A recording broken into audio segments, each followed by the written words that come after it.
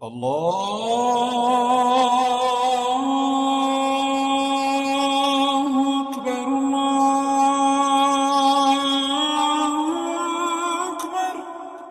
বিশ্বে প্রায় 200 কোটি মুসলমান, সংখ্যায় পৃথিবীর দ্বিতীয় বৃহত্তম ধর্মীয় জনগোষ্ঠী।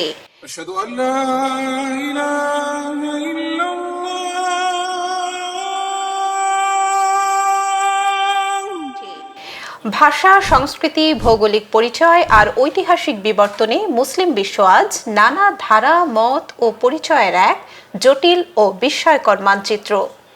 আর সেই বৈচিত্র্যের ভেতরেই লুকিয়ে আছে সহযোগিতা, আবার কখনো রক্তক্ষয়ী সংঘাত।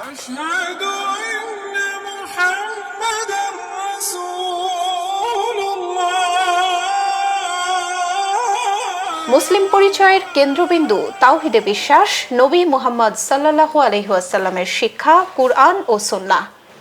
একই ঈমান ও আচার মুসলমানকে এক সূত্রে গেঁথে রাখে, কিন্তু এই ঐক্যের ভেতরেই সময়ের প্রবাহে তৈরি হয়েছে নানা মত, আন্দোলন ও ব্যাখ্যাগত পার্থক্য।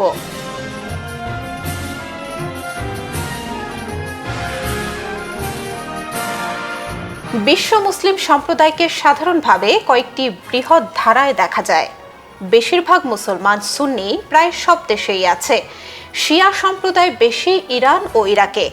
ওমানের ছোট একটি ধারা ইবাদি সুফিবাদ ধর্মের আধ্যাত্মিকতা ও ভালোবাসাকে গুরুত্ব দেয়, আর সালাফি ধর্মকে প্রথম ও সরল রূপে মানতে চায়।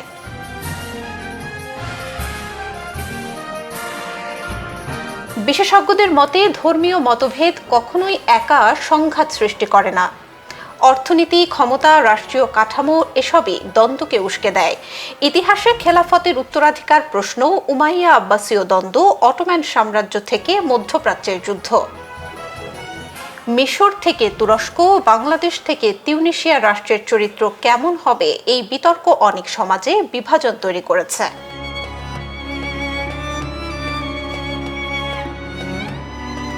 আইএস, আল কায়েদা, বোকো হারামের মতো সংগঠন মুসলিম বিশ্বের ক্ষুদ্র অংশ হলেও তাদের সহিংসতা মুসলিম সমাজকেই ক্ষতিগ্রস্ত করছে। একই সঙ্গে বিশ্বের মুসলমানরা সন্ত্রাসের বিরুদ্ধে সংগ্রামেও সামনের সারিতে।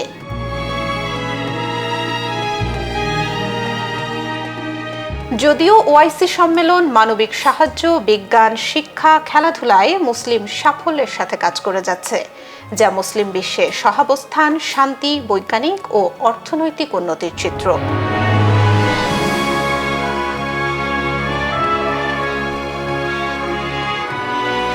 ডিজিটাল যুগে নতুন প্রজন্ম ধর্মকে দেখছে আচার নয়, মানবিকতা, জ্ঞান, নৈতিকতা ও বৈশ্বিক নাগরিকত্বের আলোকে।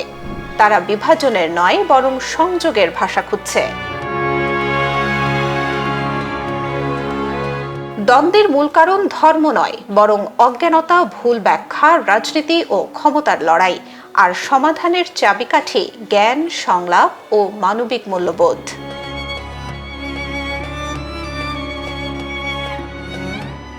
বিশ্ব মুসলিম সমাজ এক বিশাল মহাসাগর।